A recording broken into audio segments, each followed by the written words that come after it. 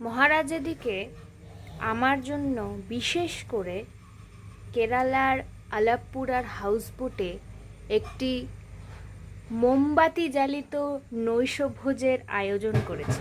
ওই যে candle light dinner. মহারাজ, এই যে ক্যান্ডেল লাইট ডিনার, মোমবাতি জ্বালিত নৈশভোজের অনেক অনেক শুভেচ্ছা। থ্যাংক ইউ তোমাকেও অনেক এইসব দেখে অনেক ধন্যবাদ এত সুন্দর একটা ডিনার উপহার দেওয়ার জন্য। থ্যাংক ইউ এখানে রয়েছে কেরালিয়ান ফ্রাইড রাইস, চিকেন আর ডাল।